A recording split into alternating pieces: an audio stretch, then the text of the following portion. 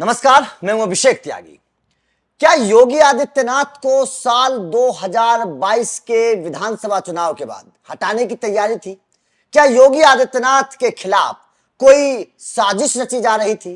क्या योगी आदित्यनाथ के खिलाफ केंद्र था, दिल्ली से आदेश आ चुके थे कि योगी आदित्यनाथ को हटाओ, किसी दूसरे मुख्यमंत्री को लाओ? क्या योगी आदित्यनाथ के लिए वास्तव में दिल्ली से कोई ऐसा आदेश आया था कि अब योगी को यूपी का सीएम नहीं बनाना है? इस तरीके की तमाम चर्चाएं इस वक्त चल रही हैं और चल इसलिए रही हैं क्योंकि एक किताब सामने आई है। उस किताब के 16 पन्नों पर एक ऐसा राज छिपा हुआ है जिस राज के सामने आने के बाद साल 2022 की वो तस्वीर सामने आ गई, वो कहानी सामने आ गई, जिसके बाद ये कहा जा रहा है कि साल 2022 में योगी आदित्यनाथ को मुख्यमंत्री पद से हटाया जाने वाला था, लेकिन किसी कारणवश योगी आदित्यनाथ को नहीं हटाया गया। मेरे साथ मौजूद अनुपम प्रसून सर लगातार यूपी की राजनीति पर नजर रखते हैं। सर, योगी आदित्यनाथ को लेकर लगातार चर्चाएं चल रही हैं, अभी भी इसी तरीके का राजनीतिक बाजार गर्म है कि योगी को हटा दिया जाएगा, यूपी की हार का ठीकरा उन्हीं के ऊपर फोड़ा जा रहा है। लेकिन 2022 में तो सब कुछ ठीक ठाक था, यूपी बीजेपी जीती भी थी, योगी का कद भी बड़ा था। उसको लेकर किस तरीके से देख रहे हैं जो खबर है कि योगी आदित्यनाथ को हटाने की तैयारी थी? देखिए, अभी एक बुक सामने आई है जो कि श्यामलाल यादव ने लिखी है। इंडियन एक्सप्रेस के बहुत सीनियर जर्नलिस्ट हैं और उन्होंने एक बुक लिखी है। और जब इतने बड़े सीनियर जर्नलिस्ट कोई बुक लिखते हैं तो हम उसे इग्नोर नहीं कर सकते। बिल्कुल, कोई गंभीरता से ले ना ले, लेकिन इग्नोर नहीं किया जा सकता कोई। और उन्होंने जो फैक्ट बताए हैं, जो फैक्ट और जो तारीखें बताई हैं, वो तारीख उस समय की है जब दिल्ली और यूपी में सब कुछ ठीक नहीं चल रहा था। ठीक है। और उनके इस किताब में वही बातें लिखी गई हैं जो मैंने भी अनुभव किया था कि उस वक्त ऐसा हो रहा है। और हमने एनएमएफ न्यूज पर भी उसके वीडियो अपने दर्शकों को दिखाए थे। अब बहुत ध्यान से मैं दर्शकों से यही कहना चाहूंगा कि बहुत ध्यान से हमारी पूरी बात सुनिएगा और जो हम फैक्ट आपको बताने वाले हैं उसको समझिएगा, क्योंकि ये जो एक घटना जिसका जिक्र किया गया है, वो घटना उस वक्त की हुई थी जब सारे देखेंगे आप पूरे देश में जहां जहां बीजेपी की सरकार थी, वहां वहां बीजेपी के मुख्यमंत्री को बदला जा रहा था। एक किताब आई है, श्यामलाल यादव ने एक किताब लिखी है, at the heart of power the chief ministers of Uttar Pradesh. हालांकि उन्होंने ये वजह नहीं बताया है इसमें कि योगी आदित्यनाथ को क्यों हटाया जाना था, ये वजह नहीं बताया है। हाँ, लेकिन उस वक्त जो एक तनातनी की नौबत पैदा हुई थी उत्तर प्रदेश और दिल्ली के बीच, उसका उन्होंने जिक्र किया है। अब वो क्या लिखते हैं कि योगी आदित्यनाथ को 2022 के विधानसभा चुनाव से 9 महीने पहले इसका सीधा सीधा मतलब ये बनता है कि वो करीब करीब जून महीने की बात कर रहे हैं। जो मैं समझ पा रहा हूं कि जून महीने की वो बात कर रहे हैं, मतलब मई या जून की, मई या जून, हाँ। इसी दरमियान एक घटना हुई थी जो काफी ज्यादा चर्चा में रही थी उत्तर प्रदेश में। वो घटना क्या थी, सुनिए। अचानक क्या हुआ कि सारे मीडिया हाउसेस में, ये सबसे पहले एक समाजवादी पार्टी के नेता हैं आईपी सिंह, उन्होंने एक ट्वीट किया था। उस ट्वीट में उन्होंने, क्योंकि वो पहले बीजेपी से उनका कनेक्शन रहा था, उन्होंने ये ट्वीट किया था। उन्होंने कहा था कि योगी आदित्यनाथ और दिल्ली में सब कुछ ठीक नहीं है। उसके बाद अचानक इस पर अलग अलग पत्रकारों ने अपनी खोजी पत्रकारिता शुरू की। फिर एक और शगुफा उनकी तरफ से छोड़ा गया। हालांकि विपक्ष ऐसा शगुफा छोड़ता रहता है कि अमित शाह की एंट्री रोक दी गई उत्तर प्रदेश में, ये योगी आदित्यनाथ कर रहे हैं। उन्होंने, वो उस समय समाजवादी पार्टी में चले गए थे, बीजेपी छोड़कर समाजवादी पार्टी में आ गए थे। आईपी सिंह के इस, मतलब ये जो शगुफा उन्होंने छोड़ा था, उसके बाद लोगों को ऐसा लगा कि क्या सचमुच ऐसा है। फिर कई सारे लोग जो बीजेपी बीट कवर करते थे, जो बीजेपी के बहुत सीनियर नेताओं के करीब बैठते थे, उन्होंने जब इसकी खोजबीन शुरू की तो ऐसा निकल कर आया कि दिल्ली और उत्तर प्रदेश में झगड़ा चल रहा है। और झगड़ा ऐसा वैसा नहीं, बहुत तगड़ा झगड़ा चल रहा है। और उस झगड़े की नौबत क्या आ गई उत्तर प्रदेश में कि रातों रात बीजेपी के प्रदेश इकाई के सोशल मीडिया हैंडल से, बहुत ध्यान से सुनिएगा, रातों रात बीजेपी के सोशल मीडिया हैंडल से अमित शाह की तस्वीर हटा दी गई, जेपी नड्डा की तस्वीर हटा दी गई, नरेंद्र मोदी और सिर्फ योगी, बस यही रहे। और कई सारे ऐसे पोस्टर्स थे जिसमें तो मोदी जी भी नहीं थे, सिर्फ योगी थे। और उसके बाद लोगों ने कहा कि दिल्ली और मतलब ऐसा जब हुआ तब एक तरीके से जो बाजार में चर्चा चल रही थी उस पर तो ये मुहर लगा रही थी। बिल्कुल इस तरह की चीजें उस चर्चा पर मुहर लगा रही थी और बता रही थी कि हाँ सब कुछ ठीक नहीं है, बिल्कुल ठीक। और ये जो हो रहा था ये उसी मई जून के महीने में हो रहा था 2021 में। और अब हम आते हैं कि इस किताब में जिस बात का जिक्र है कि चुनाव से 9 महीने पहले, तो अगर आप आएंगे तो वो जून का महीना ही होता है। हाँ। और ठीक इसी मतलब जो ये इशारा करता है कि जो श्यामलाल यादव साहब कह रहे हैं वो उसी घटना का जिक्र करना चाह रहे हैं। हालांकि पर्टिकुलर किसी घटना को वो नहीं बता रहे। और उनका ये भी कहना है अपनी उस किताब में, उन्होंने 16 पन्ने का जो आप जिक्र कर रहे हैं उसमें उन्होंने ये भी कहा है कि पूरा प्लान तैयार कर लिया गया था कि योगी को हटा दिया जाएगा। अब सुनिए, एक चर्चा और होती है कि शिवराज सिंह चौहान सबको हटाया गया। जैसे कि आप देखेंगे हिमाचल प्रदेश के मुख्यमंत्री को बदला गया, त्रिपुरा के मुख्यमंत्री को बदल दिया गया, इस तरह से अलग अलग उत्तराखंड के मुख्यमंत्री को बदल दिया गया तब। लेकिन इस तरह से उसके बाद अगला नंबर जो था वो शिवराज सिंह चौहान का था और योगी आदित्यनाथ का था, ऐसा बता रहे थे लोग। शिवराज सिंह चौहान भी दिल्ली आए, योगी आदित्यनाथ भी दिल्ली आए।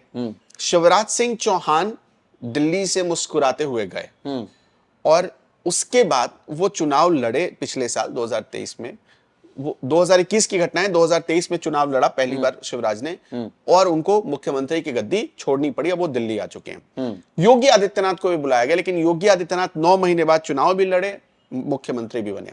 ऐसा क्यों हुआ, जिसकी चर्चा इस किताब में भी है। क्योंकि योगी की लोकप्रियता, जब पार्टी को ऐसा लगा कि योगी की लोकप्रियता इतनी है कि योगी से छेड़छाड़ करने का मतलब है कि शायद हमारे हाथ से एक बहुत बड़ा स्टेट निकल जाएगा, बहुत बड़ा नुकसान होगा। हाँ, जिसकी वजह से योगी को छेड़ा नहीं गया।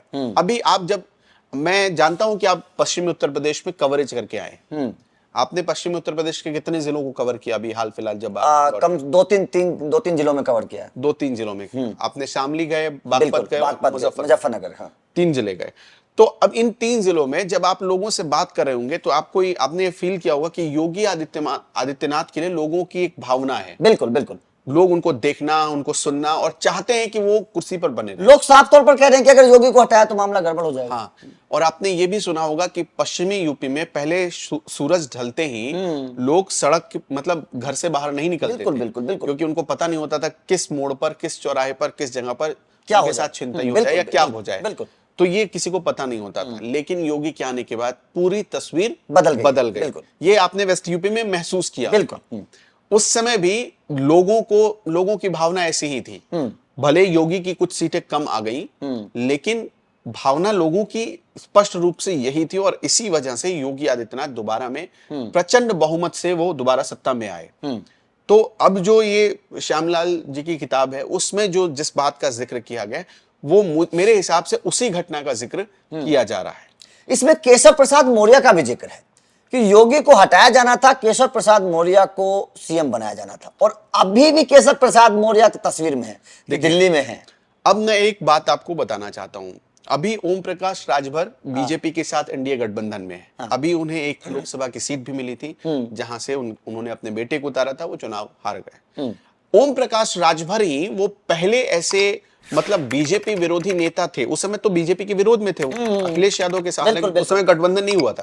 अखिलेश यादव के साथ गठबंधन तो चुनाव के दरमियान हुआ, लेकिन उससे पहले वो ओवैसी के साथ और प्रगतिशील समाज पार्टी थी उस समय, अखिलेश के चाचा शिवपाल यादव, हाँ, उनके साथ अलायंस करने जा रहे थे। उन्होंने एक शिगुफा छोड़ा था, स्टूल मंत्री। आपने बहुत सुना होगा स्टूल मंत्री।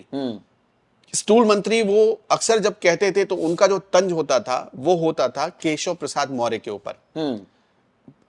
आज तक कभी किसी ने कोई तस्वीर नहीं देखी कि कहीं योगी आदित्यनाथ ने केशव प्रसाद मौर्य को कोई सम्मान देने में कमी छोड़ी हो। लेकिन उनका कहना है कि जब मीटिंग होती है तो योगी जी को बड़ी कुर्सी मिलती है और केशव प्रसाद मौर्य को बैठने के लिए स्टूल दिया जाता है। ये उस समय एक नैरेटिव बनाया गया।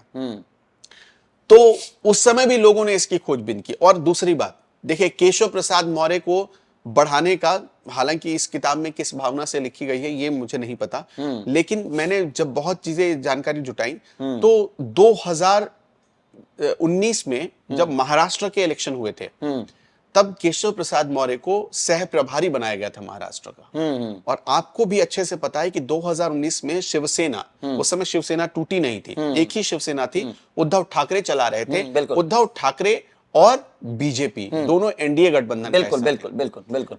उस चुनाव में मतलब हमारा मुख्यमंत्री बनेगा तो हमारा मुख्यमंत्री बनेगा, इसी झगड़े पर दोनों पार्टियां अलग हुई, जिसको बाद में अमित शाह ने भी कहा कि प्री पोल अलायंस हुआ था ना हमारा, कि हमने कहा था कि हम मिलकर लड़ेंगे, हमारा प्री पोल अलायंस हुआ था। प्री पोल अलायंस बनने से पहले हमने आपसे बात की थी, कभी इस बात पर चर्चा नहीं हुई कि मुख्यमंत्री आपका होगा, अमित शाह ने कहा था।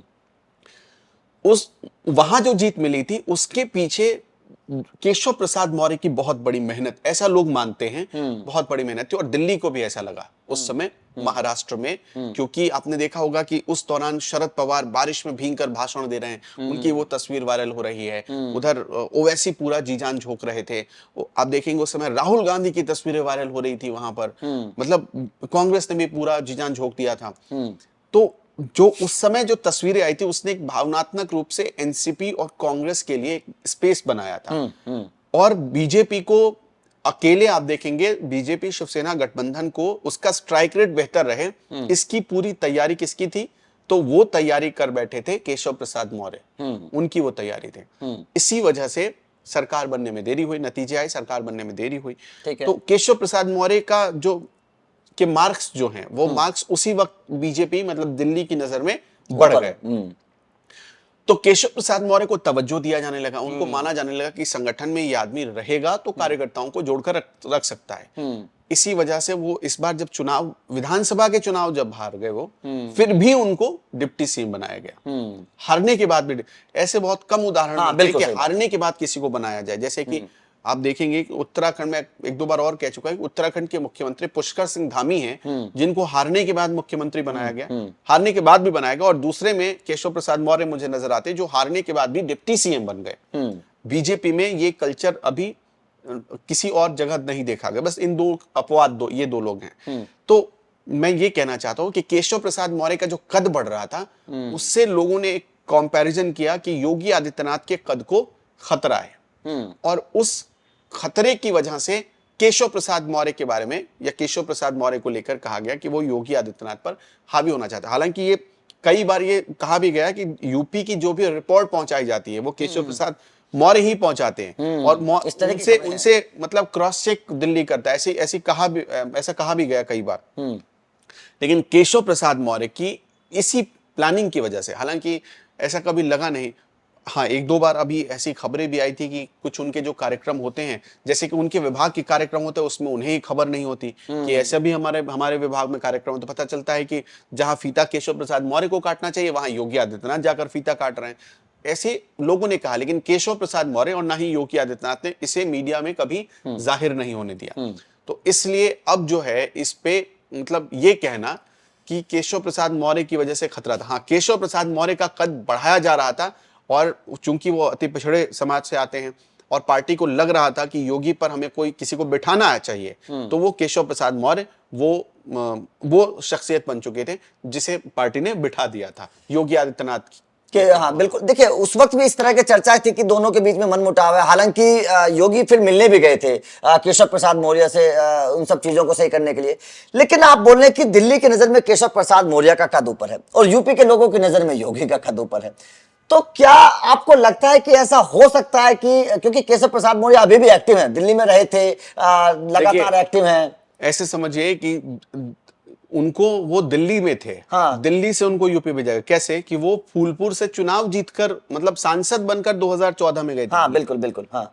वहां से जब सरकार बनी 17 में तो उनको वापस भेजा गया, डिप्टी सीएम बनाया गया और फिर उनको कहा गया कि आप एमएनसी बन जाइए। वो तो दिल्ली पहुंच गए थे केशव प्रसाद मौर्य, वो तो प्रदेश अध्यक्ष थे उस समय। हालांकि कुछ लोग ये भी दावा करते हैं, कुछ मीडिया रिपोर्ट्स में ये भी कहा जाता है कि जब 2017 में सरकार बनी तो केशव प्रसाद मौर्य को ज्यादा कुछ नहीं मिला। जब उनको नहीं मिला तो उन्होंने अपना वीटो पावर लगा दिया कि हम अध्यक्ष थे, हम अति पिछड़े समाज से आते हैं, हमने काम किया लेकिन हमें बदले में कुछ नहीं मिला। वो उनकी थोड़ी नाराजगी आई, तो बीजेपी ने इस वजह से उनको, उस समय लोगों ने कहा कि इस वजह से केशव प्रसाद मौर्य को डिप्टी सीएम का पद दे दिया। वैसे अभी आप जहां भी देखेंगे बीजेपी जहां भी सरकार बना रही है, उड़ीसा में भी सरकार बनी, वहां भी डिप्टी सीएम बनाए बीजेपी, दो डिप्टी सीएम बनाए। तो वो क्या, ऐसा मेरा मानना है कि वो वर्क कल्चर को, मतलब जो सरकार का वर्क कल्चर होता है, सरकार के जो काम होते हैं उसमें स्मूथनेस लाता है, मतलब बहुत आसानी से सारे काम हो जाते हैं। अगर मान लीजिए योगी नहीं है तो उनकी जगह ये इन दोनों में से कोई देख लेता है, तो उस हिसाब से बीजेपी ये प्लानिंग करती है। हालांकि इसमें कोई दो राय नहीं है कि दिल्ली की नजर में केशव प्रसाद मौर्य एक अच्छे मार्क्स से पास कैंडिडेट है। मैं यही समझना चाहता हूं, क्योंकि तमाम दर्शक भी हमारे ये बात जरूर जानना चाहते हैं कि एक तरफ योगी आदित्यनाथ की जो छवि है, मतलब फायर ब्रांड नेता की छवि है, लोग मानते हैं कि कानून व्यवस्था बहुत अच्छी कर दी है, अपराधियों पर नकेल कस दी है, बहुत अच्छी चीजें हैं, और दूसरी तरफ केशव प्रसाद मौर्य, जो मतलब उनकी छवि थोड़ी सी पॉलिटिकली छवि है, योगी आदित्यनाथ की छवि थोड़ी सी अलग छवि है। कैसे बीजेपी दोनों का संतुलन बना रही है, क्योंकि दोनों की तो छवि बिल्कुल अलग है। मुझे तो लगता नहीं यूपी के लोग, शायद, अगर मैं शायद गलत नहीं हूं, एक्सेप्ट करेंगे योगी के चलते केशव प्रसाद मौर्य को। अगर देखिए, मैं आपको एक और चीज बताता हूं। केशव प्रसाद मौर्य का संगठन में पकड़ है, हाँ, ऐसा लोग कहते हैं, हाँ, लेकिन योगी आदित्यनाथ की पकड़ ब्यूरोक्रेसी में है, ये भी लोग कहते हैं। तो दोनों के, ऐसा देखिए, अभी जब यूपी में लोकसभा चुनाव के नतीजे आए, तो उसमें कुछ सांसदों ने दिल्ली शिकायत पहुंचाई कि हमारा सहयोग नहीं हुआ, हाँ, अधिकारी हाँ, हमारी बिल्कुल, बात नहीं बिल्कुल, सुनते। कुछ विधायकों ने कहा, जैसे लोनी विधायक हैं, बिल्कुल बिल्कुल, हाँ, वो तो खुलकर सामने आ खुलकर कह रहे हैं कि हाँ, अधिकारी तो विधायकों को कुछ समझते ही नहीं है। इससे पहले भी योगी तक ये शिकायत पहुंची। कुछ बीजेपी के विधायक, मैं उस विधानसभा इलाके का नाम बोल रहा हूँ, कुछ बीजेपी के विधायक तो खुद डीएम के खिलाफ धरना प्रदर्शन पर बैठ जाते हैं और डीएम उन्हें धक्के मारकर भगा देते हैं। इसी उत्तर प्रदेश में ऐसा लोगों ने देखा है। तो अभी जो स्थिति थी उसमें ऐसा ही एक मैसेज गया कि अधिकारी भी योगी आदित्यनाथ की ही सुनते हैं। अगर योगी जी कुछ कहेंगे तो अधिकारी फौरन सुन लेंगे। और जो दिल्ली ने 2021 में कोई योगी की तख्तापलट नहीं की, इसके पीछे एक मैसेज, एक जो बड़ी वजह थी वो थी ब्यूरोक्रेसी पर पकड़। ये भी एक सबसे बड़ी वजह थी। तो योगी को नहीं किया। अब देखिए, सामंजस्य बिठाना, जो आप सवाल पूछ रहे हैं कि योगी और इनके बीच सामंजस्य कैसे बिठाया गया, दोनों के बीच दोनों की जिम्मेदारी अलग अलग कर दी गई। आप देखेंगे कि योगी अभी जब गए थे, नतीजे आने के बाद जब दिल्ली में बैठक हुई, तो केशव प्रसाद मौर्य भी गए, ब्रजेश पाठक भी गए। योगी लौट आए, केशव प्रसाद मौर्य वही दिल्ली में ही कैंप करते रहे हफ्ते भर तक। तो ये बता रहा था कि शायद योगी से ज्यादा फीडबैक केशव प्रसाद मौर्य का जरूरी है। और योगी के पास काम भी था, काम भी होगा, तो इस वजह से भी उनको जल्दी आना पड़ा। लेकिन केशव प्रसाद मौर्य, तो संगठन में जब भी कुछ बड़ा फेरबदल करना होता है तो वो केशव प्रसाद मौर्य की रजामंदी से होता है, ऐसा कहा जाता है। और जब सरकार में कोई बड़ा निर्णय लेना होता है, फेरबदल करना होता है, तो उसमें योगी जी की चलती है। ये दो फर्क है। इसलिए अब पार्टी भी ये बात समझ चुकी है। इसलिए जो सरकार के फैसले होते हैं, जैसे कि कई बार लोग ऐसा कहते हैं कि बहुत बहुत दूसरे स्टेट की सरकारें, जो मुख्यमंत्री होता है वो इन्फ्लुएंस्ड होता है दिल्ली से, तो दिल्ली जो कहता है वो फैसले लेता है वो, या वहां पर निर्णय होता है और सिर्फ यहाँ पर मुहर लगाया जाता है, स्टेट में मुहर लगाया। लेकिन उत्तर प्रदेश में ये डिफरेंट है, मतलब इससे अलग है ये। उत्तर प्रदेश के निर्णय दिल्ली नहीं करता, वो उत्तर प्रदेश में ही होते हैं और लोक भवन में ही तो होते हैं। तो ये एक बड़ा फर्क है। तो और इसी तरह संगठन के जो निर्णय होते हैं, जैसे आपने एक बात सुनी होगी इसमें, इस चुनाव में, कि योगी आदित्यनाथ ने एक रिपोर्ट भेजी थी कि कुछ कैंडिडेट को बदल दीजिए, तो लेकिन वो कैंडिडेट नहीं बदले गए और हार के रूप में आए। बिल्कुल बिल्कुल। तो ये जो फैसला था, ये फैसला संगठन का था, जिसमें योगी की नहीं चली। अगर ये सरकार का होता तो उसमें योगी की चलती। तो ये दो, इसी तरह जो सामंजस्य है वो पार्टी बिठा रही है कि संगठन केशव प्रसाद मौर्य के जो गुट के लोग हैं वो संभाले, सरकार योगी आदित्यनाथ के साथ जो खड़े हैं वो संभाले। एक सवाल मेरे दिमाग में आ रहा है, लोगों के जहन में भी आया होगा, कि अगर बीजेपी योगी को हटाने की तैयारी कर रही थी, जैसा आप बता रहे हैं 2021 में तैयारी चल रही थी, मई जून में 22 से पहले, तो क्या बीजेपी को उतनी सीट मिल पाती अगर केशव प्रसाद मौर्य के चेहरे पे चुनाव लड़ा जाता, अगर योगी को हटाने का ऐलान हो जाता और केशव प्रसाद मौर्य आ जाते, क्या लोग एक्सेप्ट करते, बीजेपी को उतना फायदा हो पाता? देखिए, 2017 के पहले तो बीजेपी ने चुनाव लड़ा तो किसी का चेहरा ही नहीं था। हाँ। वो तो मोदी का चेहरा था, लेकिन उसके बाद में योगी के चेहरे पर था। हाँ, लेकिन आप दो फर्क समझिए। हाँ। जब मोदी के चेहरे पर चुनाव लड़ा गया, हाँ, तब पार्टी को अकेले आप देखेंगे गठबंधन के साथ 325 सीटें आई थी। बिल्कुल, 325 सीटें 2017 में आई थी, ठीक है। लेकिन जब 2019 में योगी के चेहरे पर लड़ा गया तो सीटें कम हुई। बीजेपी प्रचंड बहुमत से जीती, लेकिन सीटें कम हुई। तो इसका एक मतलब ये निकलता है कि मोदी के चेहरे पर ज्यादा लोकप्रियता 2019 तक थी। 2022 तक थी। लेकिन इस बार जब लोकसभा का चुनाव हुआ उसमें योगी की जहां चली, ऐसा कई मीडिया रिपोर्ट्स में खबरें छपी हैं कि जहां योगी की चली वहां पर बीजेपी का विनिंग परसेंटेज ज्यादा, मतलब स्ट्राइक रेट अच्छा रहा। जहां योगी की नहीं चली वहां बीजेपी हार गई। तो इसका मतलब यह हुआ कि अभी योगी मोदी से ज्यादा उत्तर प्रदेश की जनता मैं में पूरे खास देश की बात नहीं कर रहा, उत्तर प्रदेश की अगर ये रिपोर्ट सही है तो उत्तर प्रदेश में योगी की लोकप्रियता मोदी से ज्यादा है। तो ये एक जो बड़ा जो फर्क है वो जो मुझे मोटे तौर पर नजर आता है वो यही नजर आता है कि मोदी, अच्छा दूसरी बात की ऐसा समझिए कि मोदी अगर योगी नहीं होते 2022 में, जो आपने सवाल पूछा कि योगी जी के चेहरे पर चुनाव नहीं लड़ा था, आपने देखा होगा कि उस समय खुद जब, अगर मैं गलत नहीं हूं तो जेवर एयरपोर्ट का शिलान्यास हो रहा था जिसमें नरेंद्र मोदी आए, उससे भी पहले थोड़ा आते हैं, जब पूर्वांचल एक्सप्रेसवे का उद्घाटन होने वाला था और प्रधानमंत्री नरेंद्र मोदी आए थे जब उद्घाटन करने के लिए, तो उसमें कुछ दूर तक प्रधानमंत्री मोदी को रिसीव करने के बाद योगी आदित्यनाथ को पैदल चलना पड़ा था। ठीक है, आपको याद हो? बिल्कुल। अगर मैं गलत नहीं हूं तो वो शायद कुशीनगर एयरपोर्ट का था या पूर्वांचल एक्सप्रेसवे की वो वीडियो भी बड़ी वायरल हुई थी। हाँ, इन्हीं दो में से किसी एक की थी। तो वो जब उद्घाटन हुआ उसके बाद योगी आदित्यनाथ पैदल चले तो लोगों ने और विरोधियों ने ये कहा कि योगी आदित्यनाथ को नरेंद्र मोदी और दिल्ली ने पैदल कर दिया, ऐसा उन लोगों ने कहा, पैदल कर दिया, पैदल, बहुत सारे नैरेटिव चले उनके, लेकिन योगी ने इसका कोई जवाब नहीं दिया।